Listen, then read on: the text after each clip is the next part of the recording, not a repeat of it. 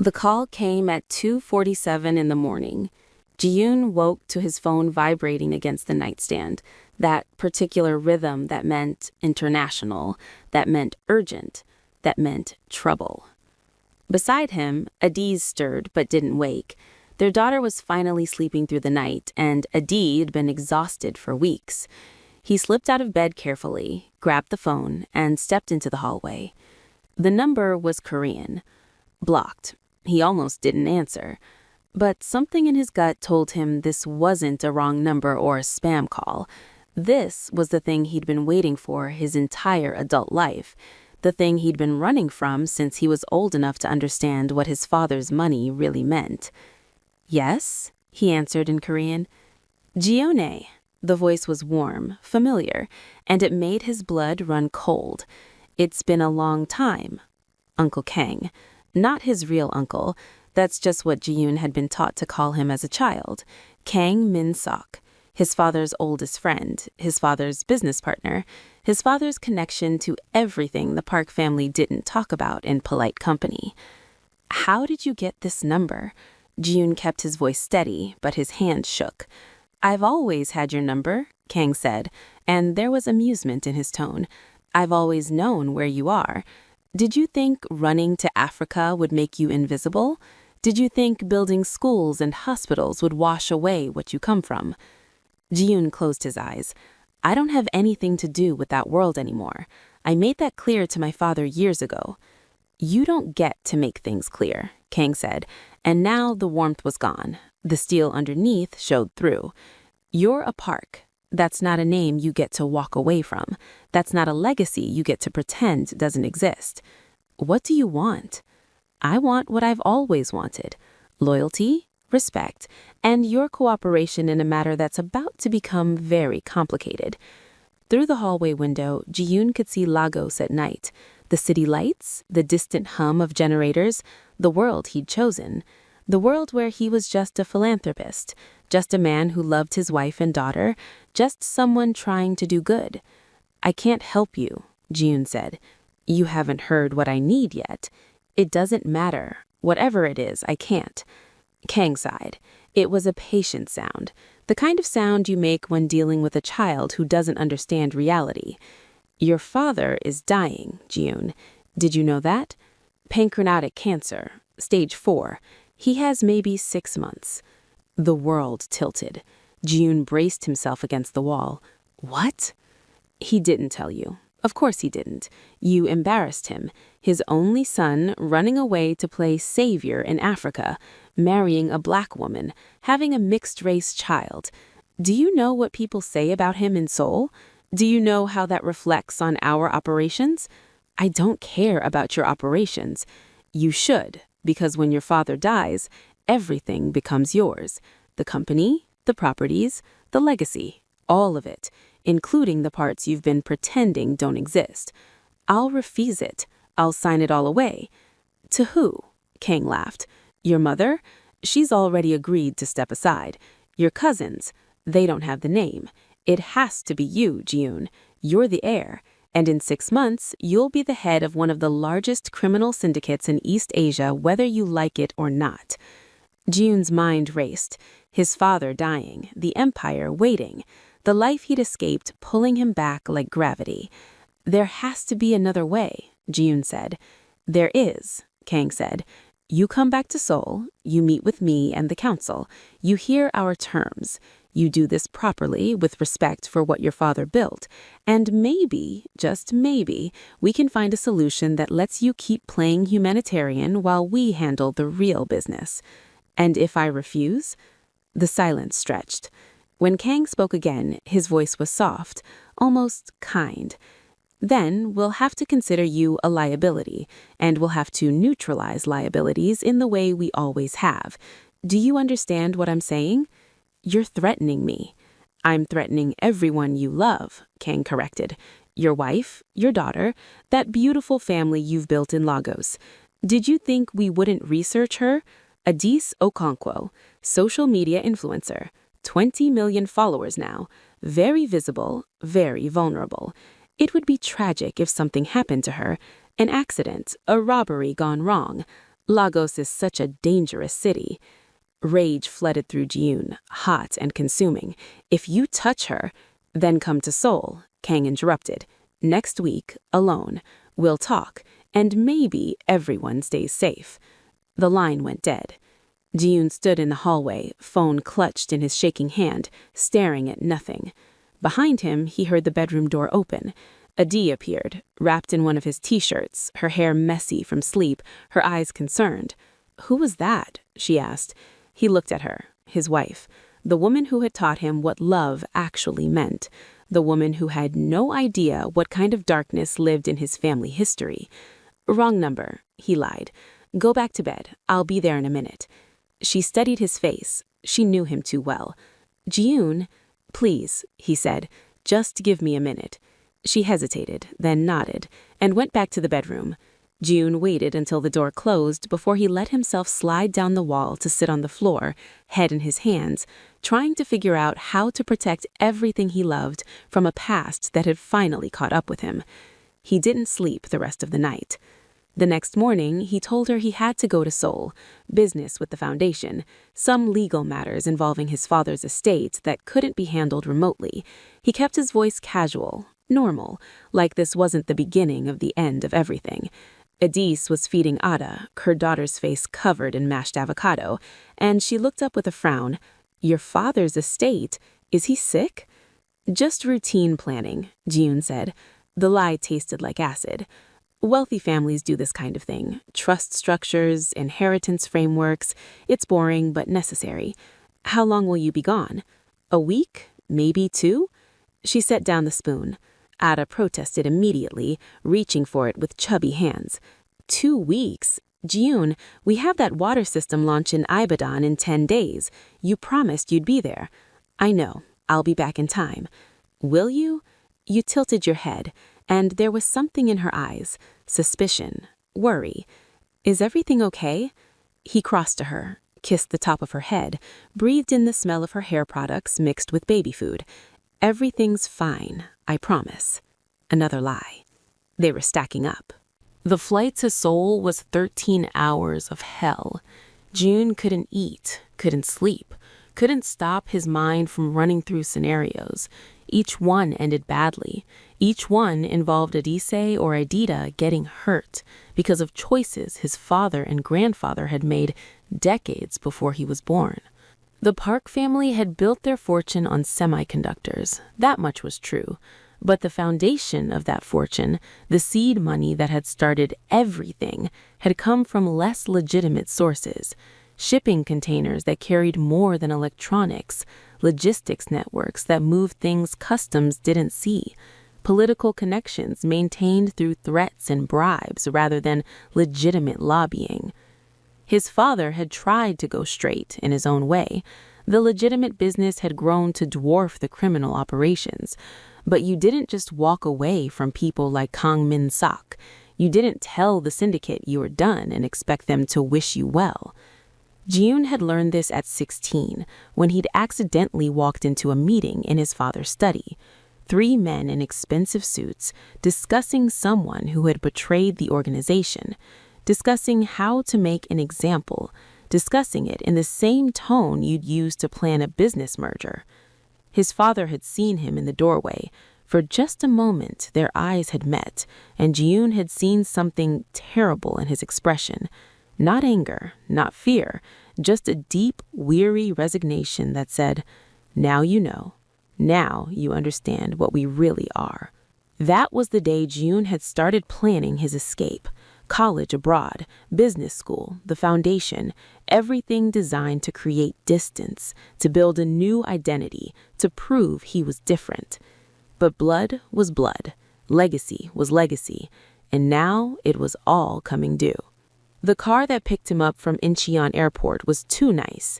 Black luxury sedan, tinted windows, driver who didn't make small talk, not the foundation's usual car service. June knew immediately where he was going, and it wasn't his parents' house. They drove into Seoul, through neighborhoods June remembered from childhood, past his old school, past the parks where he'd played. Everything looked the same and completely different. He'd been gone too long.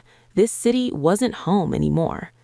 The car stopped in front of a traditional hanok in Bukchon, beautiful, historic, surrounded by a wall that had seen centuries, the kind of place that looked like a museum but functioned as a fortress. The driver opened his door. "They're expecting you." June got out. His legs felt unsteady. He was 37 years old, had negotiated with government officials and warlords, had stared down armed militants in active conflict zones. But walking into this house felt like stepping into his own execution. The interior was exactly as he remembered, traditional Korean architecture preserved perfectly, wooden floors that gleamed, paper screens that filtered light, and in the main room, sitting around a low table, 4 men in suits. Kang Min-sok sat at the head. He was 68 now, gray-haired and elegant, looking more like a retired professor than what he actually was. He smiled when he saw June. "Juna," he said warmly, "you look well. Africa agrees with you." "Uncle Kang." June bowed properly, hating himself for the automatic respect. "You said we needed to talk." "Sit. Let's have tea first." It wasn't a request. June sat. A woman appeared with a tea service, poured for all of them, disappeared. The whole time, the other 3 men watched him. June recognized one of them, Lee Dong-woo, his father's former head of security. The other 2 were younger, harder, the kind of men who did things others didn't want to know about. "Your father sends his regards," Kang said, sipping his tea. "He wanted to be here, but the treatment makes him too weak." "How bad is it?" June asked. "Bad. He's made his peace with it. He's more concerned about what happens after." "And what happens after?" Kang set down his cup. "That depends entirely on you. Your father built something remarkable, June. He took what his father gave him, which was considerable but crude, and refined it, made it sophisticated, made it global. Do you know how many politicians in this country owe their careers to Park family money? How many major infrastructure projects only happened because we made certain obstacles disappear?" "I know what you do," June said quietly. "I've always known." "But you judged it. You ran from it. You thought you could wash away the stain with charity work." Kang's voice hardened. "You don't get to have it both ways. You don't get to enjoy the benefits of your family's wealth while pretending your hands are clean." "I haven't touched family money in 15 years. The foundation runs on my own investments." "Investments made with what?" Kang leaned forward. "Your trust fund? Your inheritance? Your father's connections that opened every door for you? You're living off the same money you claim to reject. You're just lying to yourself about it." The words hit like physical blows because they were true. Ji-yoon had told himself for years that he was different, that he'd broken free, but the foundation of everything he'd built was still tainted. "What do you want from me?" he asked again. "Cooperation. When your father dies, you'll inherit everything. The company, the properties, the board seats, the connections. We need you to maintain those connections. We need you to be visible, respectable, above suspicion. You'll never have to do anything directly. Just show up to meetings, sign papers your lawyers approve. Let us use the park name the way it's always been used." "In exchange for what?" "In exchange for your family's safety." Kang said it matter-of-factly. "Your wife, your daughter, they continue their lives in Lagos, completely unaware of any of this. You visit them regularly. You maintain the facade of your humanitarian work. Everyone's happy." "That's extortion." "That's reality," Kang corrected. "You were born into this, June. You don't get to opt out. Your grandfather understood this. Your father understood this. Now it's your turn." June's hands clenched into fists under the table. "And if I refuse?" "Then we have a problem." Kang gestured to one of the younger men who pulled out a tablet and slid it across the table. June looked down at the screen. His stomach turned to ice. Photos. Dozens of them. Adise leaving their apartment in Lagos. Adise at a market with Adida. Adise meeting with local officials for a water project. Adise at the gym. Adise everywhere, doing normal things, completely unaware she was being watched. "We've been watching her for 6 months," Kang said conversationally. "Very impressive woman, your wife. Beautiful, intelligent, such a strong presence online. It would be a shame if something happened to her." "You son of a—" Jiyun started to stand, but Lee Dong-woo moved faster, hand on his shoulder, pressing him back down with enough force to make the point. "Sit," Kang said, and his voice had gone cold. "You don't have the luxury of anger. You have 2 choices: cooperate and protect your family, or refuse and watch everything you love destroyed. It's really very simple." June forced himself to breathe, forced himself to think. How long do I have to maintain this arrangement? "Until we say so. Could be 5 years, could be 20, could be forever." Kang shrugged. "The organization needs stability. The park name provides that. You'll do your part." "And what about Adise? Does she ever get to know the truth?" "God, no," Kang said, looking genuinely horrified. "She's a liability precisely because she doesn't know. The moment she knows, she becomes a threat. People with moral compasses tend to make inconvenient choices. Better she stays ignorant and safe."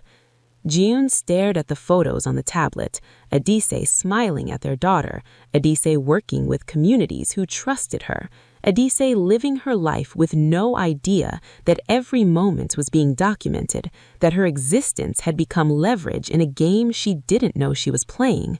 He thought about telling her everything, thought about running, thought about going to the authorities, but he knew how that would end. The parks owned half the Seoul Police Department. They had judges and prosecutors on the payroll, and Kang's organization had reach that extended far beyond Korea. There was no escape. There had never been any escape. "1 week, June said finally. "Give me 1 week to think about this, to figure out how to structure things so I can maintain both lives." Kang studied him. "You're not planning to do something stupid, are you?"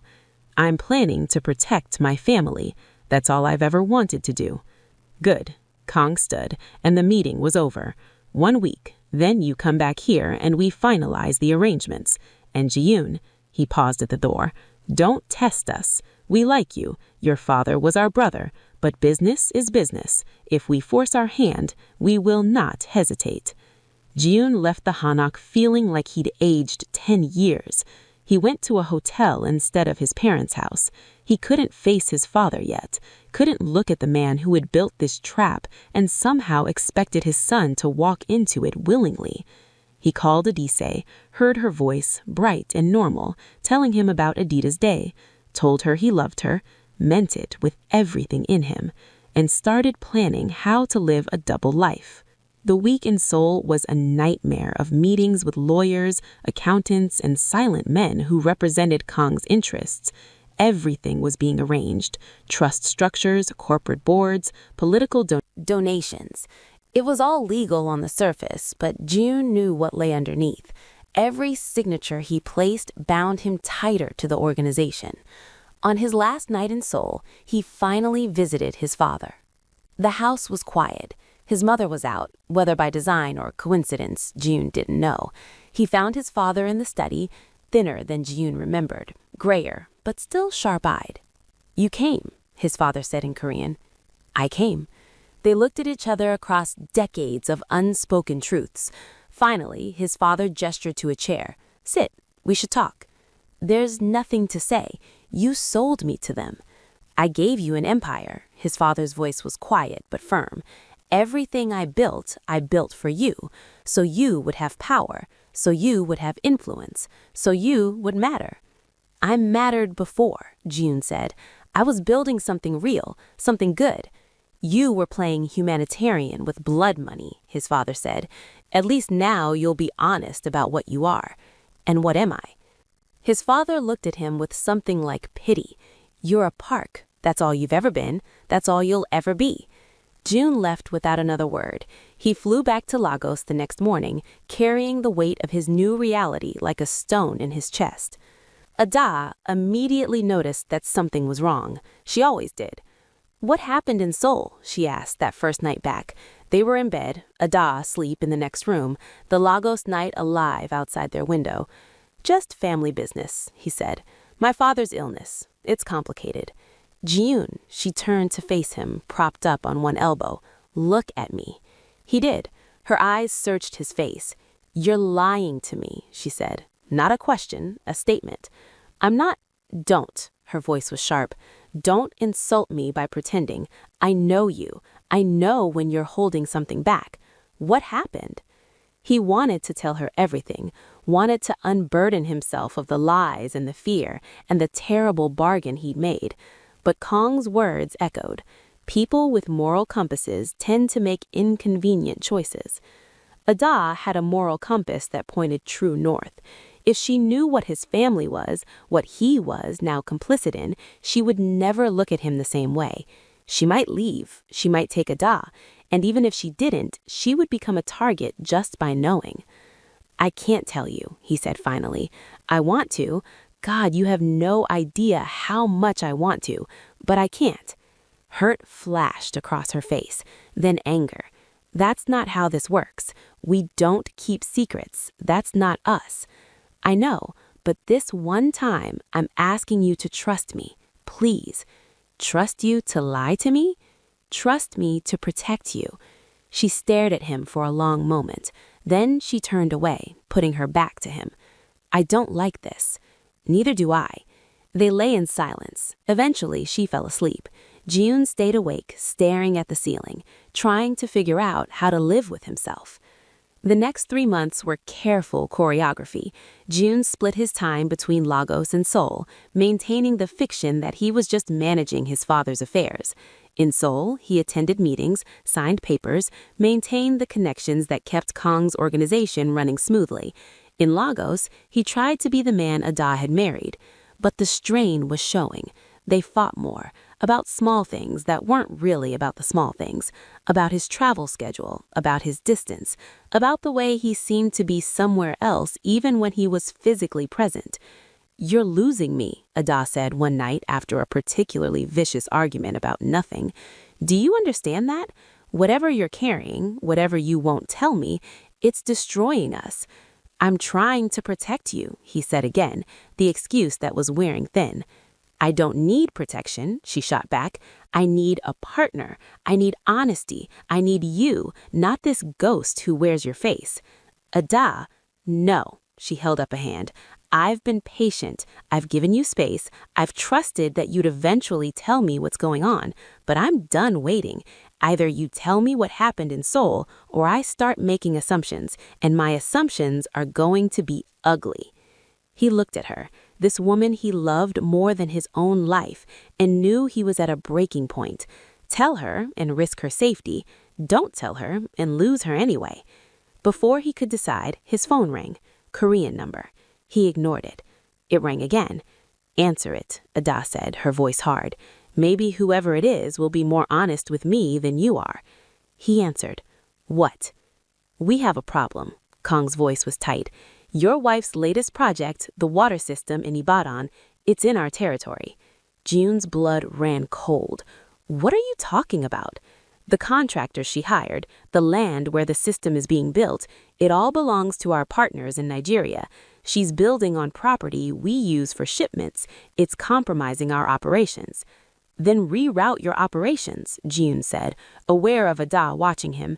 "It's a water system for a community that needs it." "We can't reroute. The infrastructure is established. Your wife needs to cancel the project, or we'll handle it our way." The line went dead. Jiyun stood there, phone in hand, realizing with crystalline horror that the two worlds he'd been desperately trying to keep separate had just collided. Ada was standing now. "What's going on? Who was that?" "Nobody. Wrong number." "Jiyun, I swear to God, I said it was nobody." He yelled it, and she flinched. He never yelled. Not at her. Not ever. She stared at him. "Who are you right now?" He didn't have an answer. The Ibadan water project was scheduled to break ground in 2 days. Ada was going to be there for the ceremony. Local officials, international press, hundreds of community members who needed this system. Ji-yoon spent those 2 days trying to find a solution. He called Kang, begged him to find another way, offered money to relocate whatever operations they were running, promised increased cooperation in Seoul. Kang was unmoved. Cancel the project or we'll do it our way. The morning of the groundbreaking, Ji-yoon woke to find Adele already dressed, checking her speech one more time. She was radiant in traditional Nigerian attire, excited about the impact this project would have. "I'm coming with you," he said. She looked surprised. They'd been barely speaking since the fight. "You don't have to. I want to." The drive to Ibadan was 3 hours. They didn't talk much. Adele went over her notes. Ji-yoon stared out the window, watching Nigeria blur past, trying to figure out what to do. They arrived at the site to find chaos. The land that was supposed to host the water system was torn up, equipment destroyed, and spray painted across the ruins machinery in English and Yoruba, "Leave." Adele stood there, staring at the destruction, her face a mask of shock and fury. What the hell happened? A local official approached, looking shaken. "There were men here last night. They destroyed everything. They said this project couldn't continue." "Who said that? Who were they?" "I don't know, but they were organized, professional. This wasn't random vandalism." Adele turned to Ji-yoon, and in that moment, he saw her put it together. The way her eyes changed, the way her body went rigid. "You knew," she said quietly. "Adele, you knew this was going to happen." "I tried to stop it." "You knew." Her voice rose. "That phone call, that fight, you knew someone was going to do this and you didn't warn me." "I couldn't." "Why?" She was advancing on him now, fury and hurt radiating off her. "Why couldn't you warn me? Who were those men? What the hell is going on?" Ji-yoon looked around. The local officials were watching. The press was starting to arrive. This was going to become an international incident. "We need to go," he said quietly. "Yes, here," Adele yelled. "I deserve answers and I deserve them now." "My family is connected to people," he said desperately. "People who do things, bad things. I've been trying to keep you separate from that world, but it's not working." She stepped back like he'd struck her. "Connected how?" "My father, my grandfather. The family business isn't just semiconductors. It never was." "What are you saying? Ji-yoon, what are you telling me?" "I'm telling you that the money we've been living on, the foundation, all of it, it comes from criminals. And now those criminals want me to be one of them. And when you built this project in the wrong place, you became a problem they needed to solve." The color drained from Adele's face. "You're involved with criminals?" "Not by choice. You're involved with criminals and you didn't tell me? You let me walk into this situation completely blind." "I was trying to protect you." "By lying?" Her voice cracked. "By letting me build a project on criminal territory. By letting me put my name, my reputation, my entire community at risk? That's not protection, Ji-yoon. That's betrayal." He reached for her, but she jerked away. "Don't touch me." "Adele, please."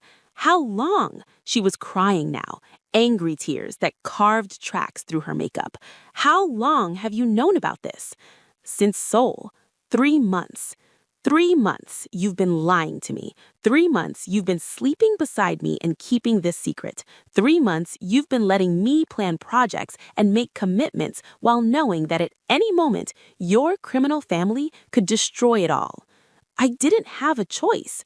"There's always a choice," she screamed. "You could have told me. You could have walked away. You could have done literally anything except what you did, which was lie and manipulate and treat me like a child who couldn't handle the truth." "They threatened you," Ji-yoon said. "They threatened Adele. If I didn't cooperate, if I didn't maintain the family position, they said they would hurt you. What was I supposed to do?" She stared at him. "You were supposed to trust me. You were supposed to believe that I was strong enough to handle the truth. Instead, you made decisions about my life, about our daughter's life, without even consulting me. That's not love, Ji-yoon. That's control." "That's not fair."